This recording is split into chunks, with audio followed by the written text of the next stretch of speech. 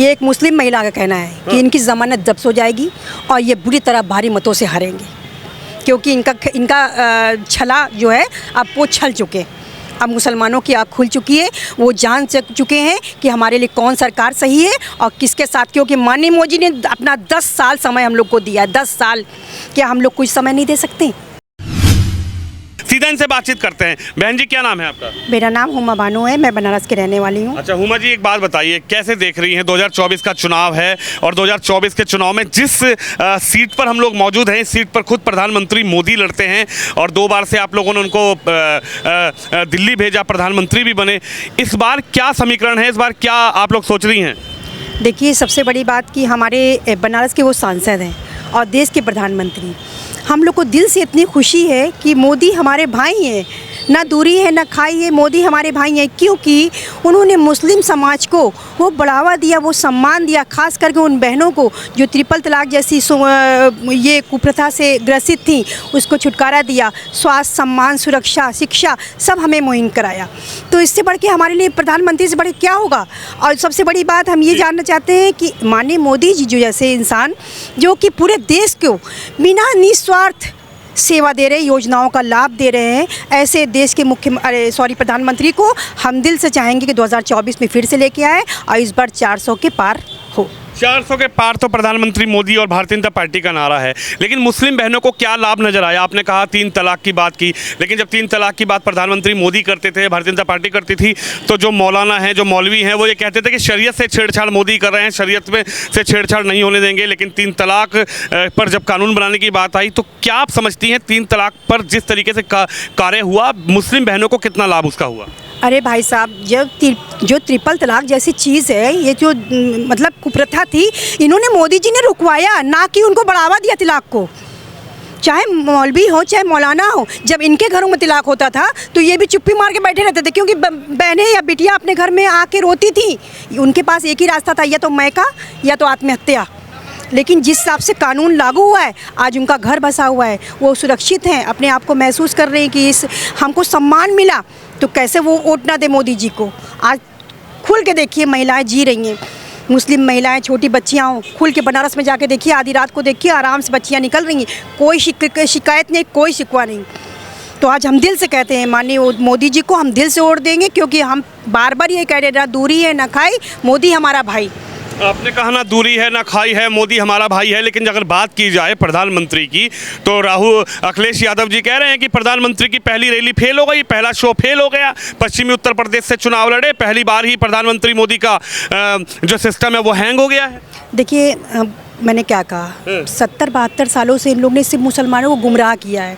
Voting की राजनीति समझ रखा है इन लोगों ने, वोट बैंक समझ रखा था मुसलमानों को।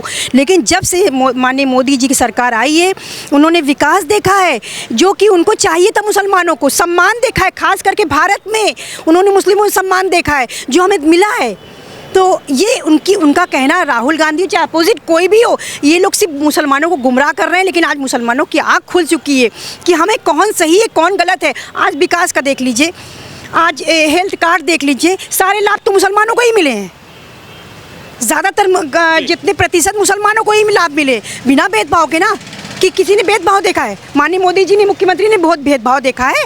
इन्होंने निस्वार्थ सेवा दिया है, हर योजनाओं का लाभ दिया है, दिल से दिया है, ना कि किसी रुकावट में। ये दे सकते थे, इन्होंने नहीं दिया, सिर्फ मुसलमानों को गुमराह किया, सिर्फ मुसलमानों को वोट बैंक की राजनीति किया, और ना मुसलमानों को मतलब कोई ऐसी खिदमत दी ही नहीं, कोई ऐसी सेवा दी ही नहीं कि जो मुसलमान उनके लिए आते उनके सामने। तो कह रहे हैं साइकिल इतनी तेज दौड़ रही है, मुस्लिम तो साथ है ही, अब की बार हिंदू भी साइकिल की सवारी करेंगे और अब की बार 80 हराओ, भाजपा भगाओ यूपी से। नहीं, वो गुमराह कर रहे हैं, मुसलमानों को भी गुमराह कर रहे हैं और कुछ हिंदू भाइयों को भी गुमराह कर रहे हैं। लेकिन आज देख लीजिए, आज महादेव की नगरी चमक रही है, जिसको लोग कहते हैं कि गंगा जमुनी तहजीब चमक रही बनारस। आज देखिए, आप विदेशों को लिया जाता है नाम हमारे बनारस का, तो किसकी बदौलत? माननीय मोदी जी की बदौलत। तो हम गर्व से कहेंगे हमारा देश का प्रधानमंत्री माननीय मोदी जी हो। कह रहे महंगाई हो गई, सिलेंडर महंगा हो गया, नौकरी नहीं दी, 15 लाख रुपए मोदी जी ने नहीं दिए।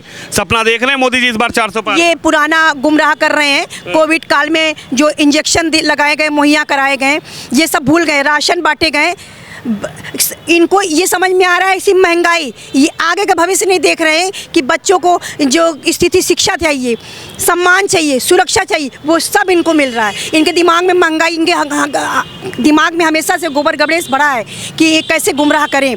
ऐसी कोई बात नहीं है। माननीय मोदी जी ने जो हम लोग के लिए किया है, बेरोजगारी तक के लिए, आज देखिए स्वयं सहायता समूह के माध्यम से हर महिलाओं को रोजगार मुहैया कराया है। जो घर घर में महिलाएं दुखड़ा रोती थी, आज जाके देखिए उनके घर में काम मिला है। उनको कैसे मिला? स्वयं सहायता समूह के माध्यम से। आप नहीं मानती कि अखिलेश यादव और राहुल गांधी दोनों मिल गए हैं, तो अखिलेश यादव और राहुल गांधी जी अब की बार कमाल कर देंगे? एक तरफ हाथ का पंजा है और हाथ के पंजे से साइकिल को साध लिया है, और साइकिल पश्चिम से चली, पूर्वांचल से चलेगी और दिल्ली पहुंचेगी। ये एक मुस्लिम महिला का कहना है कि इनकी जमानत जब्त हो जाएगी और ये बुरी तरह भारी मतों से हारेंगे, क्योंकि इनका छला जो है अब वो छल चुके हैं। अब मुसलमानों की आँख खुल चुकी है, वो जान चुके हैं कि हमारे लिए कौन सरकार सही है और किसके साथ। क्योंकि माननीय मोदी ने अपना 10 साल समय हम लोग को दिया है। 10 साल क्या हम लोग कुछ समय नहीं दे सकते? अपना कीमती वक्त हमारे साथ दिया, हमें क्या नहीं दिया, हम क्या दिल से बताएं। कहा ना कि उन्होंने जो मुस्लिम बहनों के साथ किया है, हम तो जीवन भर उनके आभारी रहेंगे। ऐसा कुछ नहीं है, रिमोट कंट्रोल मोदी जी नहीं है, वो अल्पसंख्यक समाज को देख रहे हैं और जो इनके अल्पसंख्यक समाज के वो भी करवाते हैं, करते हैं। मैं खुद राष्ट्रीय अल्पसंख्यक आयोग में पैनलिस्ट रह चुकी हूँ। ऐसी कोई बात नहीं है।